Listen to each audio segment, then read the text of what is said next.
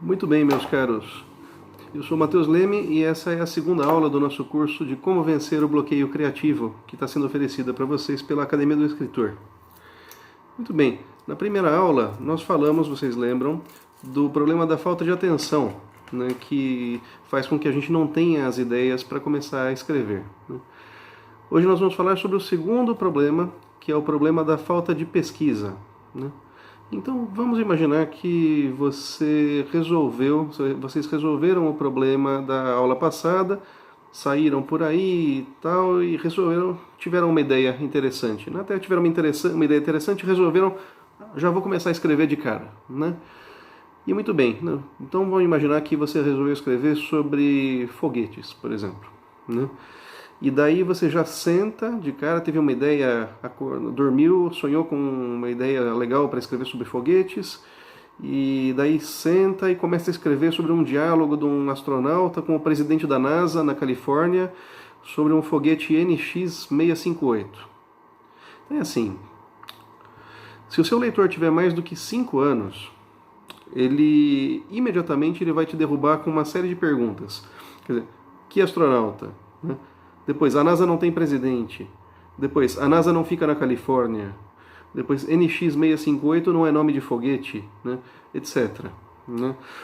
Qual que é o problema? É que a pessoa começa a escrever sem pesquisa. Sem fazer pesquisa, a coisa fica amadorística. É uma imprudência, escrever sem pesquisar. Escrever sem pesquisar é mais do que uma imprudência, na verdade. É trapaça. É fazer pouco da inteligência dos seus leitores. E se existe uma coisa que o leitor não suporta, é ser feito de bobo. Então, se ele sentir que ele está sendo feito de bobo, ele vai parar de ler na hora. Ele vai parar de ler na hora, ou pelo menos ele vai perder o respeito por você e pelas coisas que você teria a dizer para ele. Então é interessante, Quer dizer, que a gente pensar que é o seguinte, que as pessoas elas têm ainda uma visão da escrita como uma profissão assim meio uma atividade com glamour, assim, Então, e são pessoas em geral que ainda não, mesmo escritores em potencial têm essa ideia às vezes. São pessoas que não começaram a escrever a sério, na verdade, essas pessoas em geral, porque senão elas teriam percebido que a escrita, como todas as outras profissões e todas as outras atividades que você leva a sério, ela tem uns 20% de glamour, de fato, e uns 80% de trabalho braçal. Então, quer dizer, isso acontece em todas as profissões, O mesmo na medicina, o pessoal tem aquelas cenas de filme do médico lá, junto da cabeceira do doente, ou atendendo uma emergência e pegando uma criança na sala de parto. Mas tudo bem, isso existe, Mas, quer dizer, isso é a cerejinha no bolo, A imensa maioria do tempo o cara fica lá atendendo otite no pronto-socorro, medindo pressão, preenchendo atestado, vendo gente com diarreia. Quer dizer, nem sempre as coisas são legais. Em geral, as coisas não são legais. Existem algumas que fazem o que a profissão vale a pena, no final das contas, Mas o grosso da atividade é braçal, Mesma coisa na medicina, mesma coisa no exército. O pessoal pensa lá no soldado, não sei das quantas, de guarda, e defendendo o país, e no herói, tudo bem, Agora, a imensa maioria do trabalho do sujeito é fazer educação física, treinar, dirigir para o coronel para não sei aonde, preencher papelada, e mais papelada, e mais papelada, e plantões à noite, montando guarda na guarita do quartel, que não vai acontecer nada, mas alguém tem que montar guarda, E o mesmo no Congresso, Quer dizer, tem aquelas grandes votações, mas o sujeito que trabalha lá, ele fica preenchendo, montando votos, projetos de lei, uma papelada. E a mesma coisa no gabinete do prefeito. Ele vai em alguma inauguração de vez em quando, ele vai nas inaugurações e tal, mas ele fica assinando papel. Em qualquer profissão é isso. E na escrita, igual, Tem uns 20% de prazer na escrita e inspiração e gozo na leitura e na releitura do que a gente escreve e tal, e 80% de sentar e olhar, e estudar e escrever, né? Então, assim, a pesquisa e o trabalho braçal, eles não têm muito... É trabalho braçal, pesquisa é trabalho braçal, e não tem muito glamour mesmo, mas ela tem que ser considerada parte da escrita, né? Porque, não, então eu vou fazer pesquisa e depois eu vou escrever. Não, a pesquisa é parte da atividade, tá? Então, o tempo que eu teria para escrever eu perdi fazendo pesquisa. Se você está no começo do seu trabalho de escrita e ainda não tem a história pronta, isso faz parte do seu trabalho de escrita, tá certo, né? É um tempo bem aplicado, né? Da mesma forma como o mise en place na cozinha, né? Quer dizer, para o sujeito fazer aquela coisinha com sal lá, tal, ele tem que ter passado algumas horas picando cebola, descascando legume, lavando alface, limpando carne, né, etc, né? Então, é assim, da mesma forma que não dá para cozinhar sem ter as coisas preparadas, né? Senão você está lá com a coisa, você tá lá com a água quente, e você ainda tem que abrir o pacote o pacote do arroz, e daí ainda tem que ir não sei aonde, ainda tem que lavar o feijão, ainda... Quer dizer, se você não faz as coisas sem ter as coisas preparadas, não dá para começar. Mesma forma, não dá para começar a escrever sem pesquisar. Então, a minha sugestão, senão fica mal feito, fica uma bagunça, né? Minha sugestão é nem começar, não escreva uma palavra antes de pesquisar, só rabiscos, anotações soltas, mas não escreva a sério antes de começar, antes de pesquisar. E assim, a pesquisa não tem muito glamour, mas ela é fundamental, porque a pesquisa é o que dá verossimilhança ao texto, né? Quer dizer, a pesquisa é aquilo que convence o leitor de que aquilo poderia realmente ter acontecido, ele dá aquele aspecto de realidade para o seu texto, né? Isso mesmo na maior parte das fantasias, hein? Isso se aplica, não, mas minha história é ficção, é fantasia, é realidade fantástica... Não tem problema, né? Quer dizer, mesmo assim se aplica um pouco de pesquisa, porque você tem que ter verossimilhança. Porque um mundo de fantasia, ele normalmente o que ele faz? Ele não é totalmente louco. Ele segue as mesmas regras que o nosso, menos algumas, né? Então, por exemplo, o Harry Potter, por exemplo, pode fazer mágica, por exemplo, ele consegue fazer mágica, consegue, mas ele não pode fazer fora da escola até que ele tenha 17 anos, por exemplo. Tem regras próprias para isso, né? Em Nárnia, os animais falam, né? Mas eles continuam sendo animais, né? Eles não são seres humanos, são diferentes, né? Quer dizer, a verossimilhança da fantasia, ela está no fato de que o autor ele define algumas regras razoáveis e passa a obedecer essas regras. Quer dizer, o próprio autor que define algumas regras, mas que ele vai seguir, né? Que não são as mesmas que no nosso mundo, mas ele vai seguir aquelas regras, né? Caso contrário, a história ela cai numa espécie de surrealismo, assim, que ele é desconfortável para a mente do leitor, né? E tem histórias assim, né? E tem histórias até de sucesso assim, mas são poucas, né? Um exemplo, por exemplo, é Alice no País das Maravilhas. Quer dizer, é um bom livro, né? É um livro muito interessante, mas, assim, por exemplo, não poderia ser muito mais longo. Ele tem o tamanho que ele consegue, e tem o tamanho ideal, mas não dá para ser muito mais longo, porque ele passa a ser desconfortável, né? Do jeito que é Alice no País das Maravilhas, o leitor já sai meio zonzo da história, assim, um pouco que se ele tivesse comido um cogumelo que ele não devia, assim, sabe? Ele sai meio zonzão, assim. Além disso, por fazer pesquisa, pode ser que você descubra alguns dados adicionais que vão enriquecer a sua história, né? Então, por exemplo, você pode descobrir que você precisa de um personagem mais. Você achava que dava para fazer a história com 3 personagens, por exemplo, e você precisa de mais um personagem principal, né? Aí, às vezes você descobre isso, né? Ou você descobre dificuldades e furos na sua trama quando você pesquisa. Eu gostaria de fazer uma história sobre um foguete que pousa em Júpiter e tal. Quer dizer, não dá. Júpiter é gasoso, não dá para pousar um foguete em Júpiter. Então, é um furo na trama. Vai ter que escolher outra coisa ou vai ter que dar algum jeito de resolver, né? Em romance policial, então, quer dizer, eu vi que muitas pessoas no grupo aí gostam de romance policial, né? Isso é mais importante ainda, né? Quer dizer, romance policial você tem que ser feito com muito cuidado. A história tem que fazer sentido e você tem que dar todas as pistas necessárias durante a história, né? Se você tirar se de repente no último parágrafo você tira uma pista surpresa da manga, já era. O leitor imediatamente vai te colocar a pecha de forçador de história ali, né?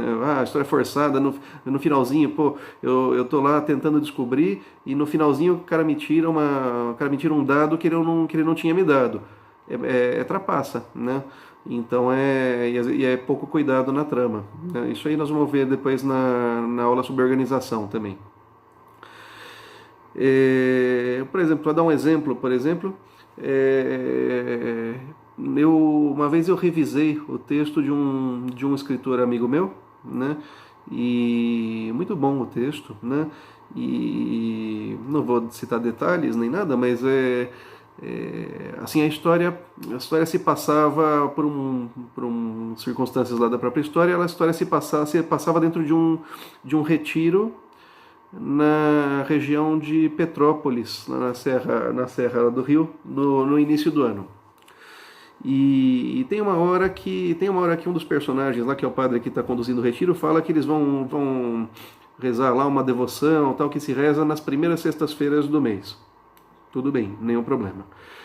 E alguns parágrafos depois, né, ele comenta que o retiro vai terminar com a missa do padroeiro, que é São Sebastião e tal. Tudo bem. Só que daí eu fui checar e o que acontece? São Sebastião é no dia 20 de janeiro, né? Então eu avisei o meu amigo, olha, é assim, não dá para você ter um retiro que tem uma atividade na primeira sexta-feira do mês e termina no dia 20 de janeiro, né?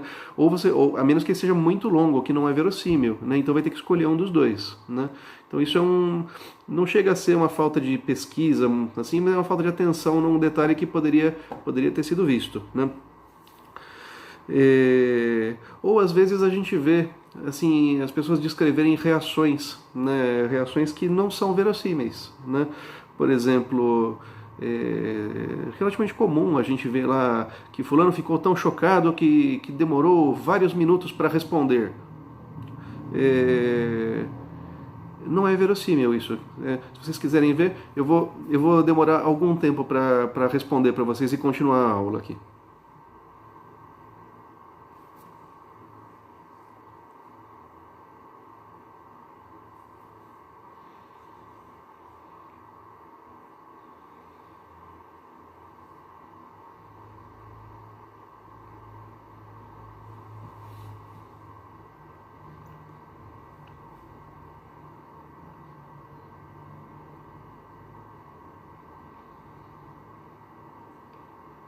Bom, é isso, olha, eu demorei 30 segundos, né? E esquisito, não é?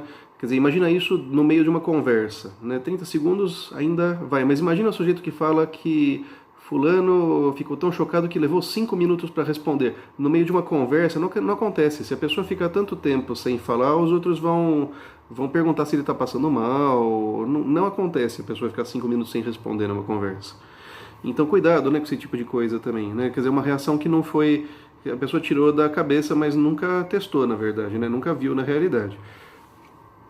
Então, vamos lá. Então, na prática, como é que nós vamos fazer? Então, como fazer pesquisa, né? Então, a primeira coisa que eu recomendo é que você tem que preparar um dossiê sobre os assuntos que você quer pesquisar, né? Então, pode ser um fichário, pode ser uma pasta no computador, um aplicativo, né? Mas tem que ser algum lugar de consulta fácil, no qual você possa fazer anotações, incluir imagens, fotos, né? Vídeos, se for o caso, áudios, se for o caso, mas todas as suas impressões sobre o assunto, desenhos que você faça, né? Tem gente que desenha os próprios personagens, por exemplo, para ficar mais fácil, né? Então tenha um lugar no qual você centraliza todas as informações sobre o seu texto, né? E depois você parte para a pesquisa em si, né? Então, como é que se faz a pesquisa? A forma mais rápida e mais simples hoje em dia é a pesquisa remota, né? Então, quer dizer, antigamente as pessoas iam a alguma biblioteca, né? Então, a Biblioteca Nacional, a Biblioteca Mário de Andrade, na Inglaterra o pessoal ia na Biblioteca Britânica para pesquisar, boas bibliotecas, muito bem. Hoje em dia a gente tem a facilidade de poder usar o Google e a Wikipedia, etc, né? É a melhor forma possível de pesquisar? Né? Quer dizer, com certeza não é. Mas se você não precisa de um conhecimento exaustivo do assunto e um conhecimento de primeira mão sobre o assunto, é bastante aceitável, né? Eu uso, eu conheço muita gente que usa e não tem nenhum problema, né? A parte das minhas traduções eu checo dados na Wikipedia, não, quer dizer, não precisa ser uma coisa assim totalmente acadêmica. Dá para ter uma ideia bastante razoável sobre muitas coisas, né? De um dos meus contos, a introdução descreve lá a entrada do Hospital Psiquiátrico do Juqueri, por exemplo, que eu descrevi a partir de fotos que eu peguei na Wikipedia e no Google, não tem nenhum problema, né? Então, primeira forma, pesquisa remota, né? Outra forma, a segunda forma é a pesquisa testemunhal, né? Que pode ser indireta, né? Através de livros, por exemplo, relatos de viagem, essas coisas, ou, nisso se assemelha bastante à pesquisa na internet, né?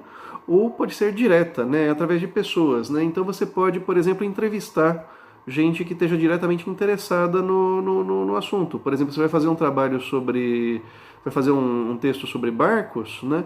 E você pode entrevistar um capitão de navio, um marinheiro e tal, né? Não tem nenhum problema, é ótimo, né? Alguém que trabalha na bolsa de valores, né? Você pode entrevistar e ver como é que é a vida da pessoa, como é que ela pensa, como é que ela fala, esse tipo de coisa, né? Além disso, pode ser que você já conviva com alguém que possa te dar as informações necessárias, né? Quer dizer, você tem, sei lá, tem um primo com síndrome de Down, por exemplo, né? E daí você vai escrever um livro que tem um personagem que tem síndrome de Down, quer dizer, você já tem a própria convivência para te servir de pesquisa, né? E por fim, existe a pesquisa in loco, né? Que é uma imersão nos ambientes sobre os quais você vai escrever, né? Quer dizer, essa é a melhor forma, na verdade, né? Quer dizer, nenhuma descrição dá a ideia completa de uma situação, né? Só a vivência dá uma ideia mais completa de uma situação. Então, se a pessoa tem chance, por exemplo, de viajar para o lugar, né? De ir até o lugar e vivenciar aquela situação, isso dá uma riqueza para o seu texto que outras formas de conhecimento não dariam, né? Quer dizer, pode ser uma viagem, pode ser uma imersão parcial, né? Pode ser acompanhar alguém que trabalha no local, né? Por exemplo. Então o Chesterton, né, o autor inglês que eu traduzi alguns livros e tal, na biografia comenta-se que a cunhada dele, por exemplo, que era escritora, também era jornalista também, ela fez uma experiência de passar 15 dias como moradora de rua, né? Antes de escrever um livro a respeito. Ela combinou com os patrões dela, lá com o pessoal do jornal, com os editores, e ficou 15 dias como moradora de rua, né? E daí foi colhendo material e depois escreveu. Então e foi um grande sucesso e tal. E vejam, eu não estou dizendo que vocês têm que fazer a mesma coisa de forma imprudente, tá? Então eu não quero nenhum aluno meu indo usar droga na Cracolândia, né? Então, mas você pode, por exemplo, se você vai escrever sobre a Cracolândia, você pode ir até lá acompanhando um assistente social, por exemplo, né, e ver como é que as coisas são ao vivo, né? Melhor do que você só ver pelo jornal como é que são as coisas, né?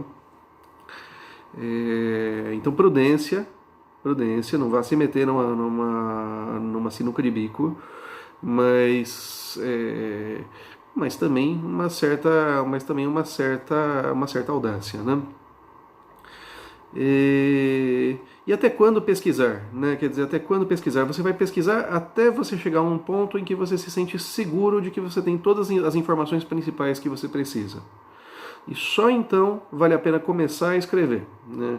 E mesmo assim pode ser que seja necessário você interromper para pesquisar um pouquinho mais, né? Quer dizer, quanto mais bem feita for a pesquisa, mais raro vai ser que isso aconteça, né? Se você vai aprendendo a fazer pesquisa também, isso vai se tornando cada vez mais raro. Mas se o texto for muito longo ou falar sobre coisas muito amplas, pode acontecer de você ter que interromper e pesquisar um pouco mais, não tem problema. E finalmente, se você terminou de escrever o texto lá, se você conseguir fazer a prova de fogo, a melhor coisa que você pode fazer é dar o texto para ser lido por alguém que vive aquilo, né? Fez um texto sobre bombeiros, por exemplo, pode dar para um bombeiro ler, por exemplo, né? Ou para um médico ler, né? Ou para um economista ler, né? Um esportista ler. Dá o texto para ser lido para uma pessoa que vive aquilo, né? Se a pessoa da área achar que está ok e que não tem furos, é porque realmente está ok, né? Então seria um bom teste. Se você tiver disponibilidade, nem sempre é possível, mas se for possível, eu recomendo. Tá bem? Então, olha só. Então, recapitulando. Então, primeiro, a pesquisa é o que dá verossimilhança para o texto. Então, nem começar a escrever sem pesquisar, né? Depois, considerar a pesquisa como parte do trabalho da escrita, parte integrante do trabalho da escrita. Ah, não estou escrevendo, estou só pesquisando. Faz parte. É trabalho de escrita mesmo. Terceiro, ter um dossiê de tudo que for necessário, imagens, personagens, dados históricos, ambiente da época, cronologia dos fatos que você vai narrar, cronologia dos fatos históricos da época que você vai trabalhar, tudo isso, né? Geografia do local, né? Então tudo isso, né? Não vai me fazer um livro sobre as planícies da Suíça, por exemplo, porque não tem, né? Na Suíça não vai ter um livro sobre planícies da Suíça, né? Depois a pesquisa, né? Que em grau de qualidade pode ser remota, testemunhal ou vivencial, né? In loco, né? E por fim, depois de escrever, tentar dar o seu texto para uma pessoa da área para que ela dê a sua opinião.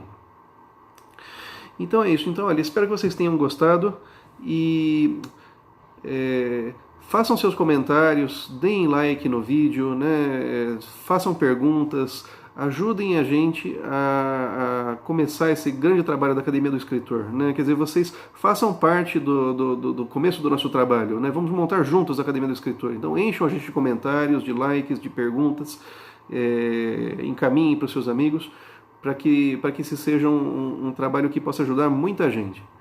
Então, muito obrigado. Até a próxima aula, na qual nós vamos falar sobre o problema da falta de constância.